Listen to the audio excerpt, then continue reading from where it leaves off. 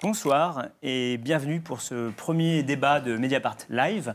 Pour commencer, on va un petit peu parler du mouvement qui occupe les médias et les responsables politiques et de nombreux Français depuis plusieurs jours, le mouvement des Gilets jaunes, qui donc, a démarré vraiment samedi 17 novembre avec des occupations de ronds-points, par exemple, des ralentissements d'accès autoroutier, d'autoroutes, de routes, qui a fait beaucoup de bruit. Donc on va démarrer par... en essayant de discuter et de comprendre un peu qui sont les gens qui gèrent ce mouvement ou qui alimentent ce mouvement. Sur notre plateau, pour en discuter, pas de gilets jaunes. On a fait ce choix parce que, pour l'instant, en tout cas, il n'y a pas vraiment de porte-parole, il n'y a pas de figure qui a émergé de ce mouvement, mais on a choisi d'en discuter avec des gens qui pourront nous raconter ce qu'est le monde des gilets jaunes. Alors, on va commencer avec vous. Bonsoir, Vincent Jarousseau. Bonsoir. Vous êtes photographe, documentariste, et depuis 18 mois, vous suivez pour votre travail des familles dans le Nord, à Denain, des gens dont certains sont des gilets jaunes, c'est-à-dire qu'ils ont participé ou ils participent encore aux mobilisations, et surtout des gens dont les colères, les inquiétudes et le monde finalement ressemblent beaucoup à ceux que les gilets jaunes ont voulu faire émerger ces derniers jours. Voilà, donc on discutera aussi avec Lucas Chancel. Bonjour. Bonsoir. Bonsoir, vous êtes économiste, vous êtes co-directeur du laboratoire sur les inégalités mondiales et vous êtes un spécialiste notamment des inégalités environnementales. Tout à fait. Très bien. On reçoit également Judith Cartier, bonsoir. Bonsoir. Vous êtes membre d'un collectif qui s'appelle C'est pas demain la veille, dont on a parlé aussi à Mediapart, sur Mediapart, qui défend la maternité du Blanc, une ville de l'Indre. Et vous allez nous expliquer quelles sont les problématiques et pourquoi vous vous battez pour qu'elle ne ferme pas. Et on verra qu'il y a beaucoup de problématiques communes avec ce qui émerge dans les médias depuis quelques jours. Et enfin, Mathilde Guanec, bonjour. Bonjour. Alors on se tutoie parce qu'on travaille ensemble. Donc Mathilde, toi, pour Mediapart, tu as fait plusieurs reportages sur le mouvement. Alors dans l'Orne, près d'Alençon, avant la mobilisation. Tu as rencontré beaucoup de gens et sur les questions notamment de mobilité, mais très vite, on a vu que ça débordait de ces questions-là. Et donc ça, c'était la semaine dernière et tu étais hier à Rouen pour raconter un peu cette mobilisation. Donc voilà, donc, peut-être on va commencer avec toi Mathilde. Tu peux peut-être nous dire ce que tu as entendu ces derniers jours. Qui sont, alors peut-être pas qui sont ces gens qui forment les Gilets jaunes, ou qui portent des Gilets jaunes. Voilà, ça n'a pas l'air d'être simple, mais un peu qu'est-ce que tu as entendu, qu'est-ce qu'ils te disent, qu'est-ce qu'ils nous disent? Oui, alors déjà, avec les limites qui sont celles du reportage et de la durée du reportage, ce que je peux dire, en tout cas raconter, c'est qu'effectivement, pourquoi on a tant de difficultés à raconter ce mouvement, c'est que c'est très hétéroclite, très disparate. Il y a vraiment des gens un peu de tous horizons. Donc, je suis allée effectivement la semaine dernière dans l'Orne pour creuser un peu la préparation du mouvement des Gilets jaunes et savoir qu'est-ce qui animait les éventuels participants et puis les gens qui se sentaient concernés par le sujet. Il y avait énormément de gens qui se sentaient concernés sans être forcément dans l'organisation. Donc il s'agissait de professeurs, de patrons, d'employés, d'intérimaires, voilà, de personnes aussi qui sont sans emploi et qui tous ont en commun, en tout cas qui avaient en commun le sentiment de ne pas vivre correctement de leur salaire. C'est des gens qui se connaissent au départ? Alors, en tout cas pour Alençon, pour la Ferté-Massé, donc dans l'Orne, sur le collectif, la réunion à laquelle j'ai assisté, personne ne se connaissait auparavant. Donc c'est vraiment des gens qui se sont rencontrés sur les réseaux sociaux, qui ont échangé sur les réseaux sociaux et qui ont concrétisé finalement l'échange physiquement à partir de samedi et dans quelques réunions préparatoires la semaine d'avant. Hier, à Rouen, il s'agissait de voir comment le mouvement se poursuivait, se continuait, dans l'hypothèse d'une mobilisation un peu plus importante là samedi. Pareil, c'est très étonnant. On a sur les ronds-points de Rouen des syndicalistes CGT de l'usine Renault, un chef d'entreprise de taxi, un retraité du bâtiment, une ancienne salariée de la confection. Voilà, tout ça se mélange plus ou moins bien. Donc deux frères dont j'ai parlé dans mon papier. L'un de droite, l'autre de gauche, qui se chamaillent sans cesse, etc., et qui sont apiculteurs, exploitants forestiers, voilà. C'est très très dur. Qui était un peu l'un d'entre eux et l'administrateur du groupe Facebook qui a 76, permis de faire germer tout ça, quoi. Ouais, et il continue en fait, si j'ai bien lu, il continue à être un peu à la manœuvre dans l'ombre pour alimenter les uns, dépanner les autres. Il a été nommé un peu par la par une forme de discussion de réseau social, porte-parole pour la Normandie. Et donc, il a soumis cette proposition d'être porte-parole à son groupe 76. A priori, ça a été accepté. Donc, il fonctionne aussi beaucoup dans ce genre de groupe par sondage. Vous savez, les sondages qu'on fait sur Facebook, êtes-vous pour, êtes-vous contre? Voilà, ça fonctionne aussi beaucoup comme ça. Ensuite, qu'est-ce qu'ils disent? Je l'ai déjà un peu raconté, mais c'est effectivement le sentiment d'être méprisé, un rejet massif du personnel politique. Ils sont très nombreux à réclamer avec beaucoup de certitude la destitution du gouvernement et d'Emmanuel Macron. Alors là, ça fait parfois rire quand on le dit, mais c'est un sentiment réel, c'est-à-dire qu'ils veulent que ces gens-là s'en aillent parce qu'ils ne se sentent pas représentés. On m'a beaucoup dit Macron a été élu à 24%, l'immense majorité d'entre nous ne vote pas. On m'a aussi beaucoup raconté quand même. Par exemple, beaucoup de gens ont une idée très précise de combien ils mettent chaque mois dans leur réservoir d'essence. Je peux le dire avec honnêteté, moi je ne sais pas, j'ai pas de voiture, mais je ne sais pas exactement au centime près combien me coûte telle ou telle chose. Il y a plein de gens qui comptent au centime près ce que leur coûte leur chauffage, ce que leur coûte leur essence, ce que leur coûte l'alimentation, le paquet de couches, le prix du lait, le prix du beurre. Enfin, c'est quand même des choses assez fortes de ce point de vue-là. Voilà. Ouais. Non, mais je vois Vincent Jaroussot qui opine et qui intervient. C'est vrai que, voilà, simplement, question un peu bête, mais est-ce que vous, tout ce qui est sur le plateau, vous êtes surpris par la façon dont ce mouvement a pris et qu'est-ce que vous en comprenez? Donc, allons-y, Vincent Jaroussot. Oui, alors, écoutez, moi j'ai choisi au lendemain de l'élection d'Emmanuel Macron de travailler sur le prisme des mobilités. Parce que les mobilités, ça raconte un fait social. Et pour cela, je travaille avec un laboratoire de recherche qui s'appelle le Forum Vie Mobile. Et l'idée, c'était de réfléchir à cette question, cette dualité entre mobilité, pauvreté et classe populaire.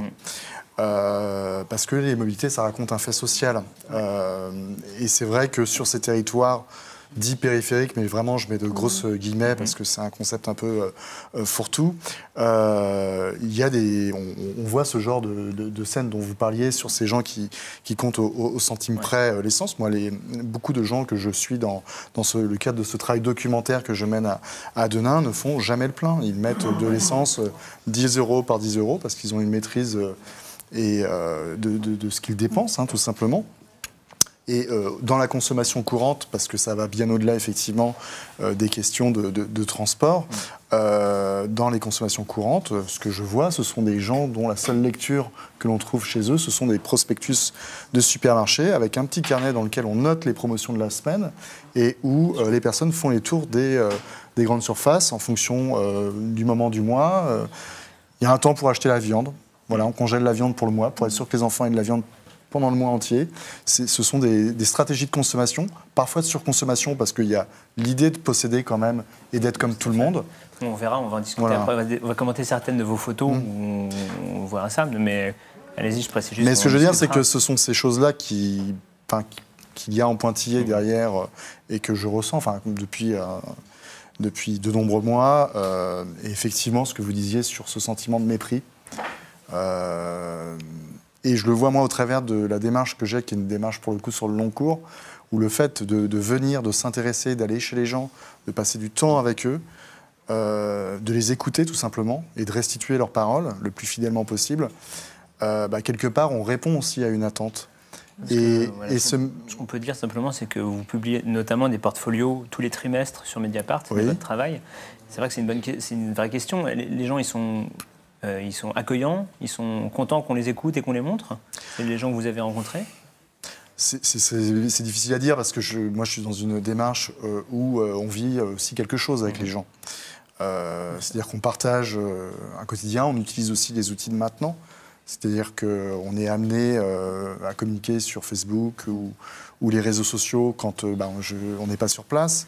Et on donne aussi. On ne donne pas d'argent, évidemment, mais on offre quelque chose de différent dans le quotidien. Et oui, il y a des portes, effectivement, qui s'ouvrent assez largement. Pas toujours facilement, ça dépend. C'est ce que les sociologues appellent le don contre don. On travaille aussi comme ça pour que ces personnes acceptent, mais c'est un échange. C'est-à-dire que...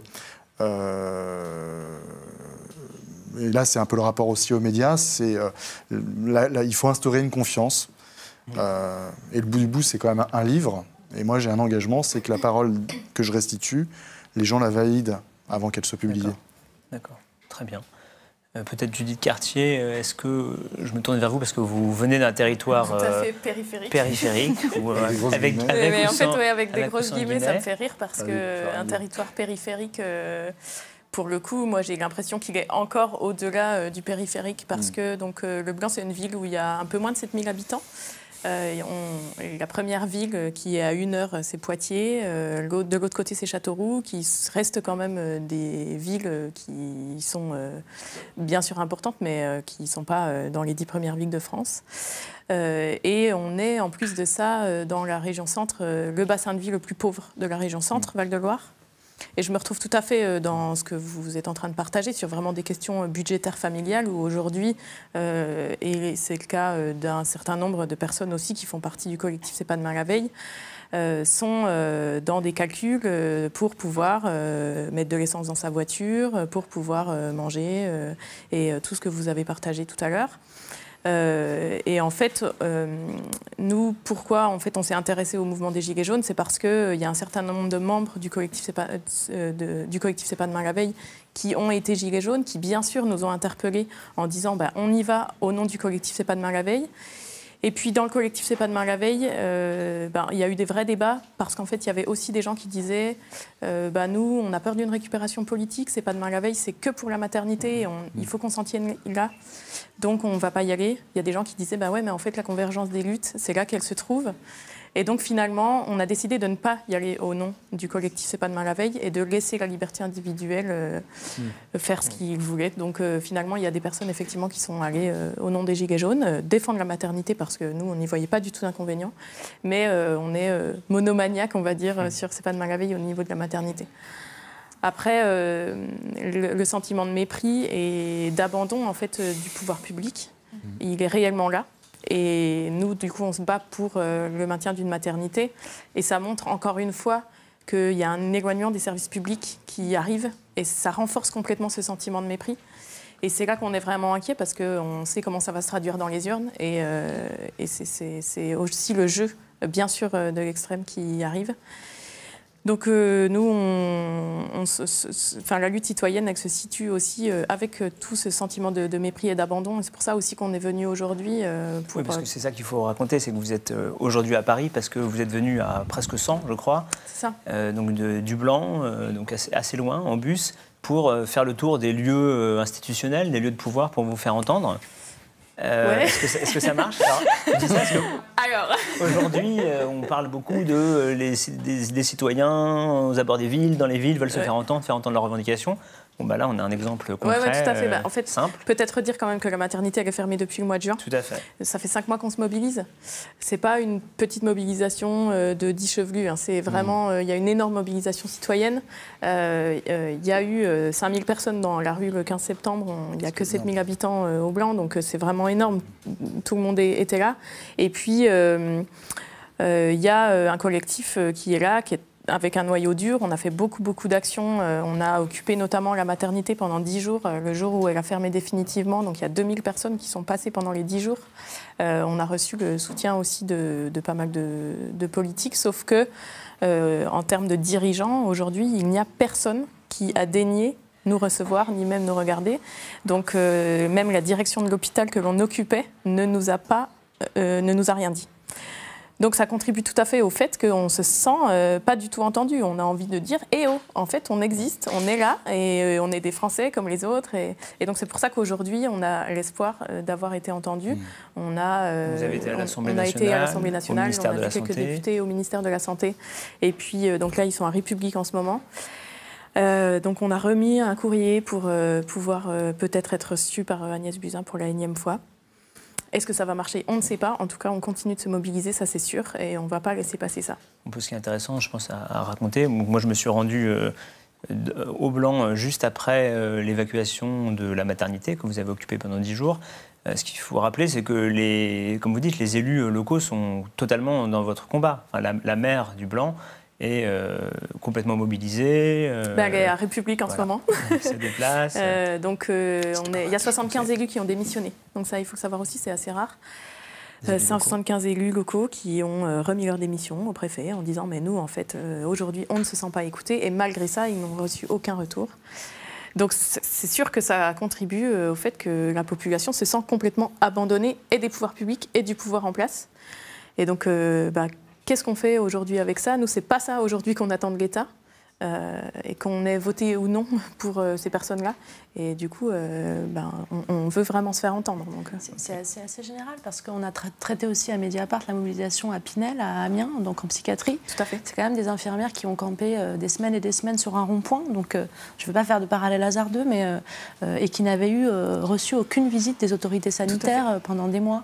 Donc je crois que cette colère, il faut quand même s'en méfier parce qu'on dit que les gens ne sont pas mobilisés. En fait, ils sont très mobilisés. Ouais. On en a la preuve tous les jours et ils sont mobilisés même de manière très visible dans les centres-villes, sur les ronds-points, à bloquer des maternités, des hôpitaux. Le problème, c'est qu'il y a très peu de réponses en fait des pouvoirs publics et ça finit par créer vraiment beaucoup de colère et de contestation. Et je suis assez d'accord sur les personnes que j'ai pu interviewer. La question du prochain vote ou du non-vote sera capitale. Tout à fait. Alors peut-être Lucas Chancel, je vous donne la parole parce que ces questions d'implication des pouvoirs publics, d'écoute des pouvoirs publics et de colère et d'inégalité qui montent, je pense que dans votre travail, vous y confrontez souvent. Vous vous intéressez de près aux inégalités, notamment environnementales, aux effets produits par la taxe carbone. Est-ce que quand vous entendez ça, vous êtes surpris ?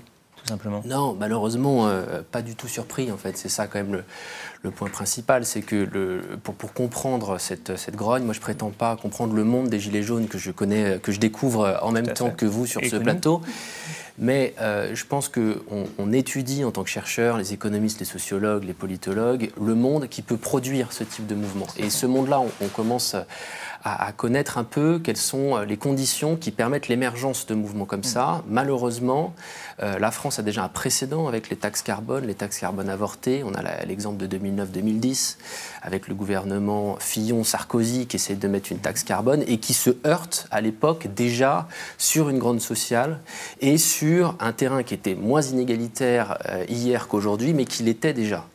Et je pense que le point central ici, c'est que le contexte, c'est celui qui était décrit là. C'est un contexte de services publics qui sont en train de rater leur mission de fournir tous ces services essentiels à la population, avec des fermetures de postes dans la santé, avec des fermetures de postes dans l'éducation, avec des fermetures de postes même au ministère de l'écologie. On nous dit qu'en fait, toute cette taxe va servir le ministère de l'écologie. En fait, il y a des postes qui sont supprimés au ministère de l'écologie. En plus de ça, on est dans un contexte fiscal 2018-2019 largement inégalitaire. Ça fait un an qu'on en parle, mais rappelons-le quand même que selon le gouvernement, et c'est vraiment une estimation à minima, des cadeaux fiscaux pour les 1% les plus riches ou les 5% les plus riches, c'est 6 milliards selon le gouvernement. En vrai, ça c'est une sous-estimation. C'est plus 10 milliards de cadeaux aux plus riches parmi les plus riches français, qui sont les gagnants de la mondialisation, qui n'ont pas forcément besoin qu'on leur fasse ces cadeaux-là. Et de l'autre côté, vous avez le café du coin qui paye plus d'impôts que Starbucks, le libraire du coin qui paye plus d'impôts qu'Amazon, et les classes populaires et les classes moyennes qui ont l'impression quand même que le poids pour financer ces services publics repose sur eux, puisqu'on fait ces cadeaux de plusieurs milliards aux plus riches. Donc là-dessus, dans ce contexte-là, le gouvernement arrive avec une taxe carbone et qui, on le sait depuis des dizaines d'années, est régressive. Ça veut dire quoi, régressive ? Alors, une taxe carbone, comme toutes les taxes sur la consommation, c'est une taxe qui va peser davantage sur le budget des classes populaires, des classes moyennes, que sur le budget des classes aisées. Pourquoi ? Parce qu'en fait, c'est une taxe qui pèse sur la consommation et que quand vous avez peu de revenus, vous avez peu d'épargne. Donc, l'essentiel de votre revenu, c'est des dépenses de consommation. Quand vous avez de l'épargne, une taxe carbone ou une TVA ne va pas peser sur cette épargne-là. Donc, votre budget est davantage touché quand vous êtes modeste que quand vous êtes riche. Pour donner là un chiffre ici, la taxe carbone 2018, alors c'est faible en proportion du revenu, mais encore une fois, c'est la goutte d'eau qui fait déborder le vase. Donc c'est 1% sur les 10% les plus modestes. Les 10% du budget général. Les 10% les plus modestes en France, ils ont leur budget qui augmente de 1% pour financer. Ils ont besoin de dédier 1% pour financer la taxe carbone. De taxes sur l'essence et le diesel. Donc voilà, ça c'est la taxe carbone essence-diesel et le rattrapage diesel sur essence. Donc il y a ces deux composantes-là. Pour un volume total d'environ 4 milliards d'euros en 2018. Les 10% les plus riches, en part de leur budget, ça ne va représenter que 0,2%. Donc c'est 5 fois, le poids est 5 fois plus fort sur les plus modestes que sur les plus riches. Tout ça dans un contexte qu'on vient de discuter, d'injustice fiscale flagrante, et surtout en 2018-2019. Donc on ne peut que comprendre en fait ce type de mouvement quand le gouvernement, ne s'est pas posé la question de comment contrebalancer les effets régressifs ou les effets inégalitaires de cette taxe carbone par une plus grande justice fiscale. Et on a des exemples de pays qui ont réussi à mettre en place une taxe carbone. Après, ça m'intéresse. En ayant justement des réformes fiscales qui sont plus grandes et qui sont plus amples et qui prennent en compte les effets inégalitaires de cette taxe carbone. Et la deuxième question que le gouvernement aurait dû se poser, c'est comment est-ce qu'on réutilise ces recettes ?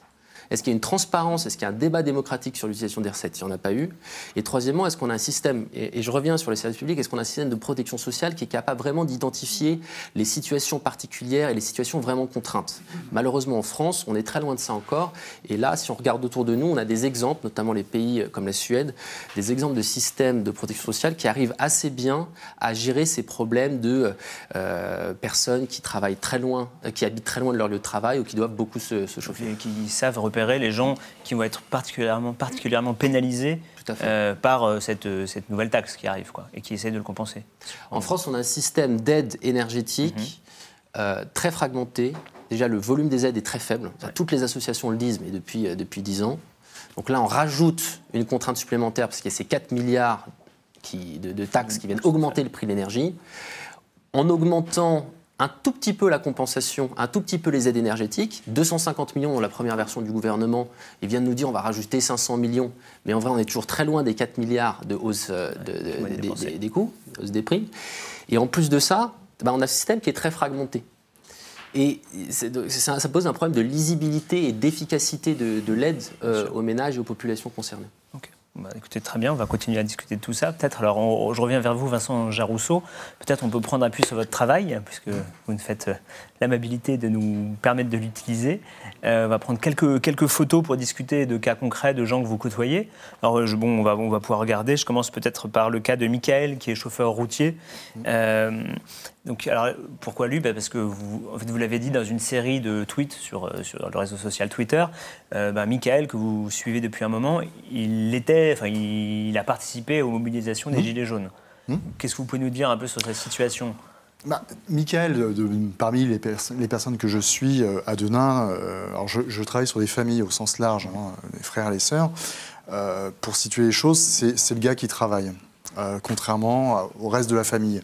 Et je connais sa mère, et sa mère est très fière de sa situation, même s'il a un travail difficile. Concrètement, tous les jours, il fait l'aller-retour avec un 44 tonnes entre le Valenciennois et l'Allemagne, donc 700 km par jour, d'une plateforme logistique à l'autre. Il y a des dizaines de milliers de chauffeurs routiers qui font ça. Il est plutôt satisfait par ses conditions de travail, puisque par le passé, il a été amené à partir plus longtemps et à dormir dans le camion, ce qui n'est plus le cas aujourd'hui.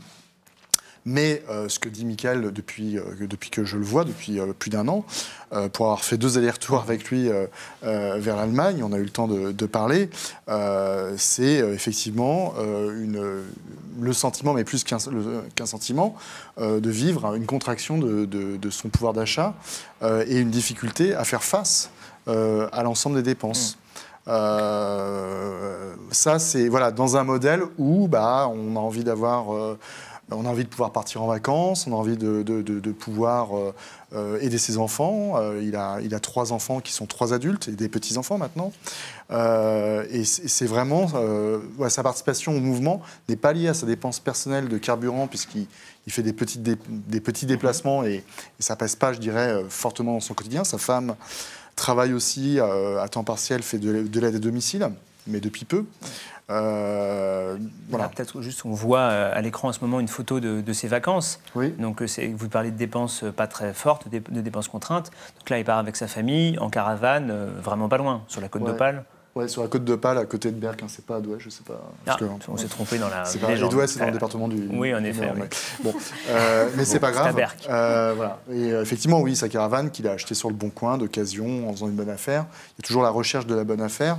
Et il aime ça, enfin, ça lui plaît. Mais c'est vrai que C'était assez intéressant à ce moment-là parce qu'il y avait son beau-fils qui était là et sa fille que l'on voit sur la photo. Et il y avait une tente qui était plantée à côté de la caravane. Et donc je pose la question et son beau-fils, en l'occurrence, est intérimaire dans le BTP.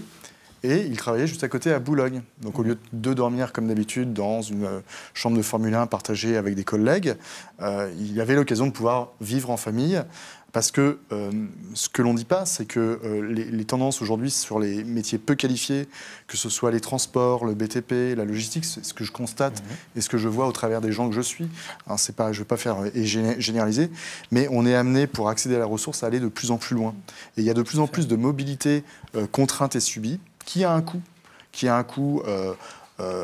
pour les déplacements, même s'il peut y avoir des primes, mais qui a un coût aussi pour garder les gosses. Voilà. Et c'est extrêmement clair à Denain, par exemple, qui est une ville pauvre. Vous avez d'un côté des personnes qui vont vivre des minima sociaux, qui vont avoir très très peu de mobilité, et qui vont parfois hésiter à prendre des jobs parce que ça veut dire se déplacer loin, donc ça veut dire remettre en cause un système d'organisation, de solidarité sociale, familiale, de voisinage. Ou, à contrario, d'autres personnes, plutôt des hommes d'ailleurs, qui sont amenés à aller de plus en plus loin dans ces secteurs dont je parle. Ouais. Pour aller travailler vraiment dans des métiers peu qualifiés. Okay, et ça, c'est aussi des... Allez-y. Non, je veux dire, ce sont des tendances que l'on ne voit pas forcément, mais qui sont extrêmement... Il suffit de se promener sur les parkings des hôtels à bas coût le week-end, en semaine, de voir les camionnettes alignées. Voilà, c'est vraiment des invisibilités, hein, des choses qui sont assez invisibilisées dans notre société, mais qui font partie de ces fractures, de mon point de vue, dont on parle tant en ce moment. Ouais. Et avec, ce que vous disiez tout à l'heure, un sentiment d'injustice, effectivement, parce que ces personnes... en l'occurrence, ces salariés, ces classes moyennes qui sont plutôt représentées dans les gilets jaunes. Alors, je suis extrêmement prudent sur qui est qui, mais effectivement, des gens que j'observe, c'est plutôt ces personnes-là qui se mobilisent. Effectivement, il y a cette peur de glisser et puis en même temps de payer pour les autres et de payer pour les plus riches, quoi, qui eux ne payent pas, quoi. Okay, alors on va revenir sur votre travail après, mais je voudrais juste interroger Judith. Cartier sur ça, cette question, de la mobilité, de la contrainte, de la distance, et puis des publics qui sont contraints de se déplacer. Simplement, moi, quand je suis venu au Blanc, déjà, il faut préciser quelque chose. On dit que l'hôpital, la maternité ferme, les prochaines maternités sont à 1 heure de route, à 60 km. Mais en fait, des gens qui allaient au Blanc venaient déjà d'assez loin, parfois de 30 km. J'étais déjà assez surpris de voir ça. En fait, c'était déjà un centre qui attirait des gens qui habitaient encore plus en périphérie, quoi. Oui, tout à fait, parce que le Blanc, c'est la ville-centre, même si ça reste une petite ville. C'est dans un parc naturel régional où il y a une densité de 16 habitants au kilomètre carré. Hein, donc c'est vraiment, vous voyez la diagonale du vide, on est dedans. Et donc ça veut dire qu'il y a plein de petits villages autour. Et donc le Blanc constitue déjà la ville-centre pour ces petits villages qui sont autour. On est exactement sur les mêmes problématiques, c'est-à-dire qu'il y a une population qui reste là et qui le subit, et parce que en fait, elle n'a pas les moyens de pouvoir partir, elle n'a pas les moyens de pouvoir bouger. Elle travaille sur des contrats précaires ou des contrats CDI par là, mais du coup, en général, c'est pas c'est pas un travail qui est bien rémunéré, ou en tout cas, bon, enfin, ça dépend, mais en tout cas, enfin. C'est des travaux qui peuvent être salariés, etc. En tout cas, ce n'est pas des personnes qui sont diplômées et qui ont des forts niveaux de revenus sur cette population-là. Et puis, on a d'un autre côté des personnes qui choisissent soit d'arriver sur ce territoire, soit qui restent sur le territoire et qui vont avoir accès à un travail un peu plus qualifié, etc. Et qui aussi peuvent partir pour travailler plus loin. C'est-à-dire qu'il y a plein de gens qui habitent au Blanc, qui travaillent à Châteauroux, par exemple. Et ça, en fait, travailler au Blanc et habiter au Blanc, travailler à Châteauroux, en dépenses énergétiques, au niveau juste de l'essence dans sa voiture, en dépenses de voiture, ça coûte 400 € par mois. Donc il faut pouvoir se le permettre. C'est quand même un luxe aujourd'hui de pouvoir dépenser 400 € pour ça. À ce propos, je vais partager pas une anecdote, mais un témoignage qui je trouve est intéressant. On a suivi à Mediapart aussi beaucoup la mobilisation des gens de la ville de la Souterraine contre la fermeture de l'usine GMS. une fois qu'ils avaient fait beaucoup de bruit, Emmanuel Macron, le président, a eu une phrase assez malheureuse en disant ils n'ont qu'à aller un peu plus loin, à 100 km, on cherche des gens à la fonderie. Bon, ce que m'ont dit immédiatement les gens de GMS, c'est très bien. Alors bon, d'abord, 100 km chez nous, c'est plus qu'une heure de route, c'est 1h30, 2 heures aller, 2 heures retour. Et en plus, ça va nous coûter 500 € par mois. Quand on est payé au SMIC, c'est un peu compliqué. Là, je trouve que c'est intéressant. Ouais, c'est un peu vas-y Mathilde, peut-être. Par rapport à ça et par rapport à ce que vous disiez sur les modes, soit le financement de l'aide au transport, soit les transports alternatifs, on est quand même, ça reste très compliqué. Alors soit c'est un manque de volonté politique, soit c'est complètement lié à la fois à l'organisation du territoire et à l'organisation du travail.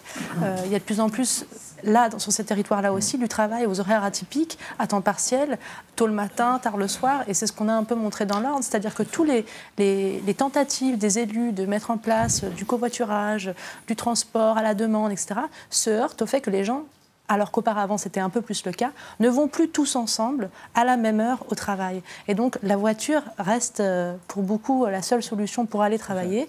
Et donc du coup on se dit pourquoi ne pas avoir en parallèle de cette taxe carbone, enfin de l'augmentation de cette taxe, mis le paquet, si je puis dire, en disant on va financer massivement et réfléchir massivement à une nouvelle manière de transporter. Pareil sur le registre de l'anecdote, mais c'est assez significatif. Dans l'Orne, il y a une association qui fait du transport solidaire, donc des bénévoles qui transportent des bénévoles qui transportent des personnes qui n'ont pas de voiture ou qui ne peuvent pas avoir de voiture pour des raisons financières. Ils ne peuvent fonctionner qu'à moitié parce que le gouvernement a supprimé de moitié les contrats aidés l'année dernière et donc ils ont perdu un salarié en contrat aidé. Alors voilà, tout est un peu comme ça. Par ricochet, tout le monde paye un peu le coût de la politique gouvernementale et ça commence à peser un peu sur le moral. Très rapidement, mais ce que je voulais dire, vous avez un parti présidentiel qui s'appelle En Marche, point d'exclamation. C'est un point de départ quand même. Pendant la campagne présidentielle, vous avez eu un gros volet sur la mobilité et sur cette notion d'assignation sociale pour ces gens, pour les personnes qui sont peu mobiles. Ça ne vient pas de nulle part, cette idée. Et la phrase à laquelle vous faisiez référence, je m'en souviens très bien, par rapport à la souterraine, elle illustre tout à fait cette injonction des élites à la mobilité. Et quelque part, d'un côté, et c'est un peu cette perception que l'on ressent aujourd'hui et une des raisons de la colère, on dit aux gens, il faut bouger pour vous en sortir, sauf que c'est un peu plus compliqué que ça quand même, notamment pour trouver du boulot, parce qu'il y a juste 250 à 300 000 emplois vacants dans ce pays pour 6 millions de demandeurs d'emploi. Donc la question... Et encore, petite marotte personnelle, ce chiffre de 300 000 emplois vacants est vraiment discutable. Sujet à discussion. Il est tout à fait discutable, on est d'accord.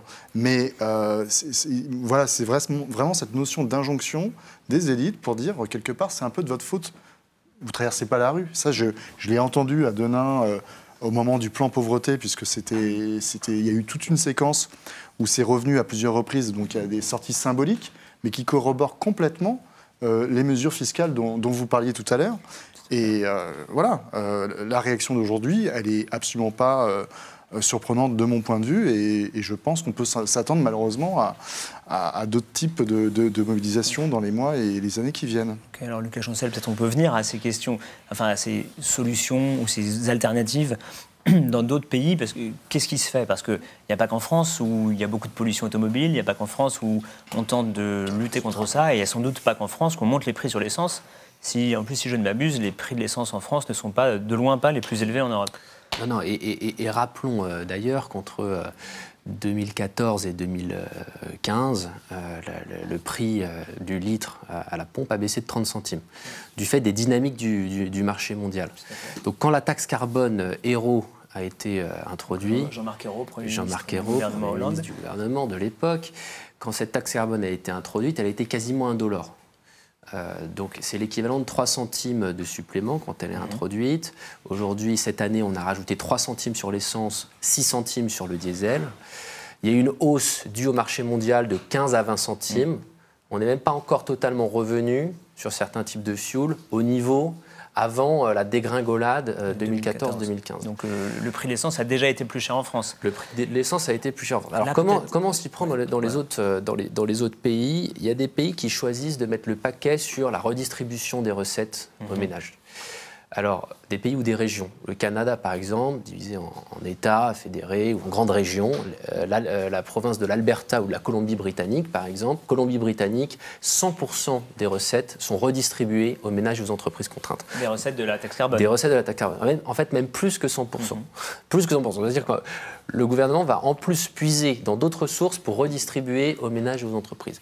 En Alberta, cette redistribution, ce n'est pas l'ensemble des recettes, mais c'est une bonne partie, et elle est généreuse, et elle est progressive. C'est-à-dire que c'est vraiment pour la moitié la plus modeste de la population. Et au sein de cette moitié la plus pauvre, il y a même des gradients. Donc c'est vraiment en fonction de votre revenu fiscal de l'année précédente, on va vous verser un complément de revenu. Que vous ayez... Et c'est là la complexité pour les politiques publiques et pour les décideurs, pour l'échelon territorial, enfin départemental ou national, c'est identifier ces ménages qui sont contraints. Dans certains pays, on décide de cibler les personnes uniquement en fonction de leurs revenus. C'est-à-dire que vous allez donner un chèque énergie que le ménage ou que la personne ait besoin de prendre la voiture tous les jours ou non. C'est une méthode qui a ses limites, mais c'est aussi une méthode qui permet de régler finalement d'autres problèmes sociaux, pour peu qu'elle soit gérée de manière progressive, comme c'est le cas en Alberta. L'autre enjeu essentiel, donc ça c'est les mesures de compensation, de reversement des recettes. L'autre mesure, c'est évidemment investir dans la transition. Alors, juste un rappel ici, cette taxe carbone, elle pèse à la fois sur le transport et aussi sur le chauffage. Encore beaucoup de Français qui se chauffent au fioul. Les prix du fioul augmentent. Pour moi, l'exemple qui est important d'avoir en tête, en fait, ici, c'est celui de la Suède, qui introduit une taxe carbone dans les années 80, fin des années 80. Taxe carbone qui est aujourd'hui l'une des plus élevées au monde. Mais en fait, 20 ans avant l'introduction de cette taxe carbone, les Suédois se mettent à investir de manière extrêmement importante dans les réseaux de chaleur urbains. Ça, c'est les communes qui investissent à fond dans des alternatives à la taxe. Donc, quand la taxe est mise en place, les individus ont le choix. On est déjà prêt pour ils ont faire le choix autrement. Entre rester avec la chaudière au fioul qui va coûter un max et se décaler vers une alternative qui est non seulement plus économique, mais aussi plus écologique. Sur le transport, on en est encore loin en France. Sur la rénovation énergétique des logements qui permet de se chauffer moins et sur les chaudières, on en est encore loin. Donc, si on n'a pas fait ce travail-là depuis 20 ans, raison de plus pour mettre le paquet sur la compensation, au moins pendant quelques années, le temps qu'on arrive à créer ces outils de transition. Ouais. Et là, ni sur la transition, ni sur la compensation, on est au niveau aujourd'hui. D'accord. Bah justement, on va parler des mesures de compensation avec une de vos photos qui concerne Guillaume, qui bricole des voitures. Et on va voir voilà Guillaume, qui conduit une voiture qui a plus de 30 ans, dont il est très fier. Et il y a un gros problème pour sa voiture, voilà, il les bricole, il les décore. Encore une fois, écoutez, on a écrit partout Pas-de-Calais, c'est dans le Nord, c'est terrible. Voilà. On est très mauvais en géographie. Guillaume, en fait, son problème, c'est que sa voiture qu'il a bricolée, dont il est fier et qu'il entretient, le 1er janvier 2019, elle devra passer un nouveau contrôle technique et il est très probable qu'elle ne le passe pas. Donc ça veut dire qu'il doit s'acheter une nouvelle voiture. Alors pour ça, le gouvernement, selon le discours gouvernemental, a une solution. Il y a une prime à la transition. S'il achète un véhicule écologique, il a droit à 4 000 €, je crois, pour l'acheter. Pas forcément un véhicule neuf. Donc je voulais bien voir avec vous... Est-ce que c'est entendable pour quelqu'un comme Guillaume ? Si on lui dit « mais t'inquiète pas, achète-toi une voiture récente et tu auras 4 000 € pour t'aider », est-ce que ça lui suffit ou est-ce que c'est même possible ou envisageable ? De toute façon, la plupart de ces personnes n'attendent pas grand-chose finalement en termes de transition. Et derrière, ça raconte aussi autre chose qui n'est pas un petit sujet parce que, effectivement, cette question du contrôle technique à partir du 1er janvier 2019, étonnamment, on n'en parle pas. Or, c'est extrêmement... Ça angoisse beaucoup. Parce que, pour dire les choses, il va se durcir. Il y a plus de points techniques à vérifier. On est d'accord. Oui, mais de manière draconienne. Et là, pour le coup, sans parler de pauvreté, aussi les personnes âgées qui sont extrêmement concernées par cette mesure, ou qui vise à deux choses. Il y a la question, effectivement, écologique, mais aussi la question de sécurité, puisque ce sont des normes de sécurité qui sont exigées sur les nouveaux véhicules.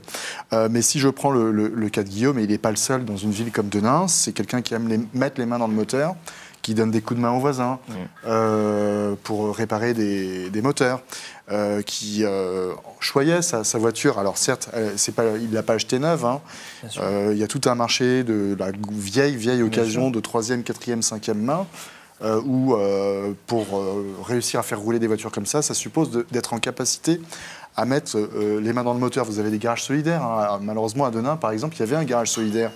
Et au début du quinquennat d'Emmanuel Macron, donc en décembre 2017, il y a donc un peu plus d'un an maintenant, le garage a fermé. Et les gens avaient la possibilité d'aller réparer eux-mêmes leur voiture sur ces endroits. Donc ce que je veux dire par là, c'est que effectivement, on parle d'aide, mais là aussi, il y a un sentiment d'injustice, parce que ces véhicules font des petites distances, ils sont bien pratiques. Ce sont aussi des objets d'appropriation sociale. Vous avez vu les Bleus. C'était pas la seule voiture à être grimée comme ça. On aime personnaliser son véhicule. On aime être reconnu pour son véhicule, parce que tout le monde n'en a pas là-bas. Dans le Valenciennois, Denain est la ville où il y a le taux de véhicules le plus faible de toutes les villes du Valenciennois. Or, une voiture là-bas, c'est quand même utile. Et c'est vrai que là, on est dans une transition d'une société articulée autour de l'automobile vers autre chose. Et il y a quelque chose à gérer, si vous voulez. Et c'est vrai que les gens ne comprennent pas la pertinence de ces mesures. Parce qu'ils n'ont pas l'impression d'être les plus gros pollueurs et ils ne le sont pas, dans les faits. Ils ont raison de le penser. C'est vrai que Guillaume, qui ne se déplace pas beaucoup, ne prend pas l'avion, j'imagine, part peu ou jamais en vacances. Jamais pris l'avion. Par rapport à un cadre urbain qui prend l'avion, sans doute, son poids de pollueur pèse un peu moins. Son bilan carbone est plus faible. Les études sont quand même assez claires. Alors, et le bilan carbone pourrait être encore meilleur, mais pour ces personnes-là, sauf qu'on a une société qui est quand même articulée autour de la surconsommation, y compris pour les pauvres, et autour du travail. Tout à fait. Donc, si on veut aller vers une vraie transition, la question, c'est peut-être d'interroger ces deux valeurs. Là-dessus, c'est très clair. Si on regarde les émissions de CO2 des différents groupes de revenus, les émissions totales, elles augmentent très largement avec le revenu. Donc la moyenne en France, c'est environ 10 tonnes, 11 tonnes. Si on prend toutes les émissions carbone, transport par an, par personne, transport, logement, mais aussi les émissions qui sont incluses dans les biens de consommation, les téléphones portables, etc., qu'on achète. Et ce gradient, en fait, peut partir de 3 tonnes pour monter à 30 tonnes au sommet de la pyramide sociale, voire encore plus. Le paradoxe ici, c'est que contrairement, donc sur cette question de fiscalité carbone, c'est que contrairement à l'impôt sur le revenu, qui est un impôt progressif, plus vous avez du revenu, plus vous contribuez en proportion de votre revenu. On l'a vu tout à l'heure, c'est une taxe, c'est un taux unique pour tout le monde. En fait, donc non seulement ça pèse plus sur votre budget quand vous êtes modeste, mais l'autre paradoxe, c'est qu'en fait, vous polluez beaucoup moins que ceux qui vont avoir un poids de taxe carbone qui va être beaucoup plus faible que vous. Donc là, on a encore une nouvelle forme d'injustice. Dernier point là-dessus, le gouvernement nous dit, oui, mais en fait, on introduit cette taxe carbone pour réduire les taxes sur le travail. En réalité, ce qui se passe quand même, c'est que c'est les taxes sur le capital qui sont réduites cette année. Et la fiscalité du capital, les plus hauts revenus du capital depuis 2018, sont moins taxés que les plus hauts revenus du travail. Et ça, c'est la réforme sur la fameuse flat tax sur les dividendes du gouvernement. C'est-à-dire tous les revenus d'actions tout à fait. Donc sont taxés à 30% de façon... Voilà, ils étaient taxés à 45% comme la tranche supérieure de l'impôt sur le revenu, et maintenant à 30%.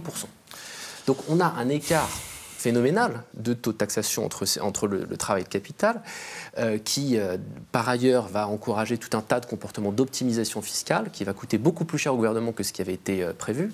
Mais tout ça pour dire finalement quoi ? Que cette taxe carbone, ces recettes qui, en bonne partie, sont réinjectées dans le budget général, puisqu'elles ne sont pas utilisées pour financer la transition.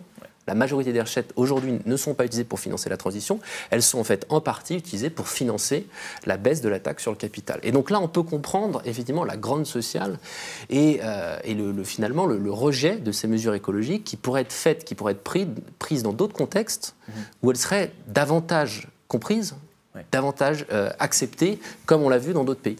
C'est vrai que ce qu'on entend beaucoup, je ne sais pas, ce qu'on a entendu en tout cas plusieurs fois, c'est des gens qui disent « moi je suis contre la hausse des taxes sur l'essence et le diesel, Mais je ne suis pas contre, je suis conscient de l'urgence écologique. Voilà. Je ne sais pas si c'est juste ce que vous entendez, peut-être chez le quartier. Par rapport à ça, en fait, j'entendais tout à l'heure l'injonction à aller ailleurs. Et je pense que sur le côté, les ruraux, je vais les appeler ruraux plutôt que périphériques, si ça vous va, on les culpabilise aussi d'utiliser leur voiture. Tout le temps, et c'est des diesels parce que en fait ça coûte moins cher et en fait ça coûte moins cher, pour dire les choses vraiment simplement, pour rappeler les évidences, ça coûte moins cher parce que pendant des années et des années et des années, l'État français a sous-taxé le diesel par rapport à l'essence. Aussi parce que les constructeurs automobiles français sont les leaders mondiaux ou étaient les leaders mondiaux du diesel. Tout à fait, non mais c'est sûr. Et du coup, ça fait que les ruraux, ils ont beaucoup des voitures diesel, donc on les culpabilise d'être des pollueurs. Mais en fait, ils n'ont pas d'autre choix. Moi, j'habite dans un village aujourd'hui. Si je veux aller acheter du pain, il faut que je fasse 7 km. Donc, ça me fait 14 km aller-retour. Alors après, on s'organise autrement, etc. Mais c'est une réalité. Et donc, je pense qu'ils ne sont pas conscients qu'ils sont les moins pollueurs. Et on les culpabilise par rapport à ça. Mais sauf qu'ils sont complètement dépendants de la voiture. Je ne peux pas aujourd'hui ne pas avoir de voiture. On a 2 voitures dans le couple. C'est impossible de faire autrement. Et c'est le cas de tout le monde. Et en plus de ça, les services sont organisés de telle manière à ce qu'on soit obligé de prendre la voiture. Et là, j'ai un exemple concret. Dans le sud de l'Inde, il y a aussi une ville qui s'appelle Argenton-sur-Creuse. Aujourd'hui, ils viennent de changer les horaires de train de la ville d'Argenton-sur-Creuse. Donc, c'est la ligne qui fait Paris-Toulouse. Ils ont changé les horaires de train. On ne peut plus faire le voyage à Paris dans la journée. Aller-retour. Il y a plein de gens qui s'étaient installés à Argenton pour ça, parce que c'est à 3 heures de Paris. C'était très, très pratique. Donc, conclusion, les gens ne vont plus prendre le train. Ça ne correspond plus aux horaires de travail. Donc tout est aussi mis en place pour qu'on ne puisse plus utiliser les rares transports en commun qui existent. Et on parle de la maternité. Nous, on n'a plus de Pôle emploi aujourd'hui. Donc ça veut dire que les personnes qui sont au chômage, les personnes qui sont suivies par Pôle emploi, elles ne peuvent pas aller à Pôle emploi au blanc. Oui, à ce propos, on peut simplement rappeler qu'hier, mardi, les agents de Pôle emploi étaient en grève pour protester contre la suppression de 4000 postes environ. J'ai peur de dire une bêtise maintenant, mais je crois sur 40 000 postes en tout, donc une assez conséquente suppression qui est annoncée pour les années à venir. Cette année, on est à 800 suppressions de postes, mais ça veut dire concrètement des fermetures d'agences Pôle emploi, comme on peut avoir des fermetures ou des horaires moindres des trésoreries, des agences où on vient payer ses impôts ou demander de l'aide pour payer ses impôts. On a tout ça. Tout à fait, ça concerne la Poste, ça concerne des services fiscaux, le service d'hypothèque qui aujourd'hui n'est plus au blanc non plus. Tout ça, en fait, ça renforce aussi le fait qu'on a besoin vraiment de faire des kilomètres et qu'on n'a pas d'alternative à la voiture. Et donc, comment on s'organise ? Alors, l'histoire de la taxe, de la possibilité d'avoir 4 000 € pour pouvoir peut-être racheter une voiture. La prime, merci. C'est évident que ce n'est pas des questions aujourd'hui que ces populations-là se posent parce qu'en fait, qui aujourd'hui achète des voitures hybrides ou des voitures électriques Les gens qui ont de l'argent. C'est ça, exactement. Peut-être, Mathilde, la question de l'écologie, alors on a vu aussi ces images des gens qui viennent sur les blocages en 4x4. Ce serait faux de dire que l'ensemble du mouvement des Gilets jaunes est porté par les valeurs écologiques chevillées au corps. Et néanmoins, on en parle énormément. Alors, est-ce que c'est un retour du stigmate en disant vous nous considérez comme des pollueurs ruraux insensibles, voilà, on va en rajouter sur l'écologie, c'est possible. Mais néanmoins, il y a beaucoup de personnes qui m'ont dit et qui m'ont décrit aussi leur pratique quotidienne, avoir un potager, produire local, essayer de covoiturer un maximum, se soucier. Ils disent tous, nous aussi on a des gamins, nous aussi on a peur que pour la planète. Donc, après, quels sont les moyens d'action ? C'est compliqué parce qu'individuellement, c'est évidemment pas là que ça se joue seulement. Mais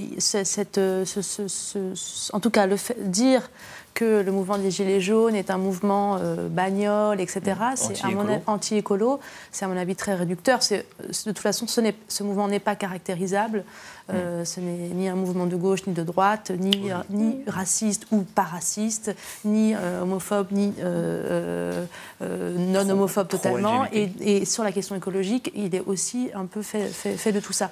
Je reprends des témoignages que j'ai eus. Cet apiculteur que j'ai rencontré hier, apiculteur très très motivé dans le mouvement depuis samedi, ce qui le fait démarrer, c'est l'inconsistance du gouvernement sur la question du glyphosate et des pesticides sur les abeilles. Donc voilà, c'est des motivations qui sont quand même un peu ignorées du discours. L'inconsistance, ça veut dire quoi? C'est que le gouvernement ne souhaite pas interdire. Le gouvernement n'a pas interdit, et donc ça le fait bondir. Il dit je suis fou qu'on me demande de payer une taxe supplémentaire sur mon essence, alors même que le gouvernement n'est pas capable de prendre des positions courageuses sur le glyphosate et sur les pesticides qui mettent à mal la population des abeilles en France. Ouais, sur cette taxe carbone, sur la question du sens, il me semble que c'est vraiment essentiel ici. Est-ce que le gouvernement arrive à donner du sens à ce type de mesures?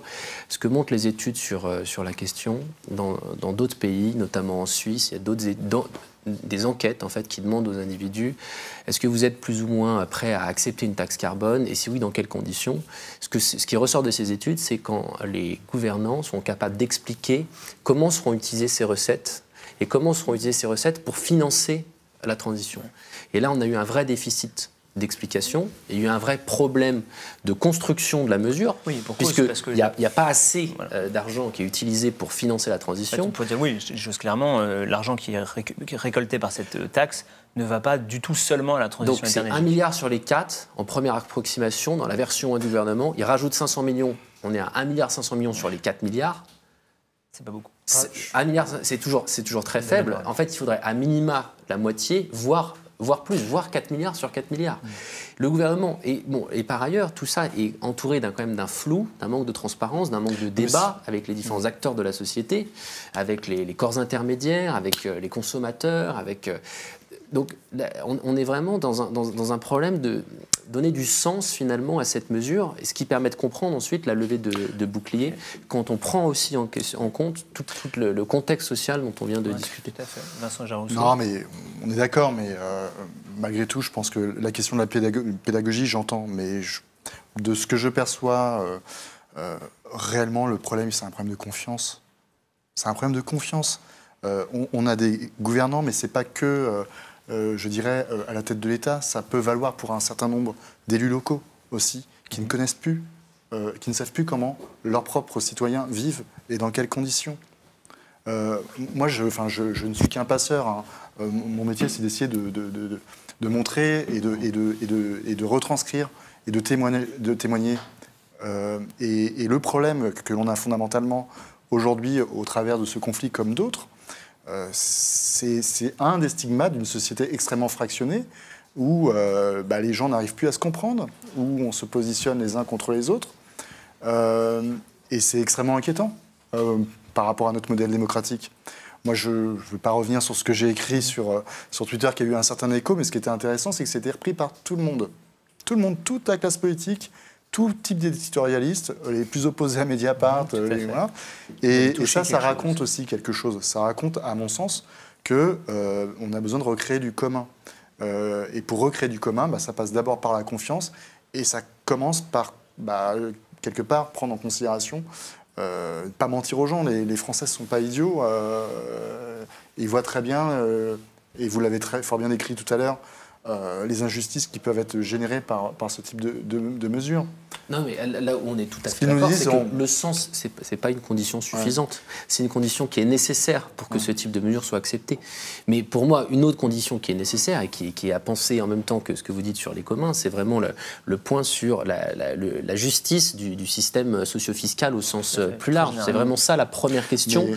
Avec cette question de la confiance. Pourquoi il y a un manque de confiance? Parce qu'il y a aussi un système socio-fiscal qui n'est pas capable aujourd'hui de réduire les inégalités comme la population voudrait qu'elle soit modérée ou qu'elle soit réduite. J'entends ce que vous dites, mais ce n'est pas qu'une question fiscale. C'est aussi une question de la place du travail, la place des mobilités.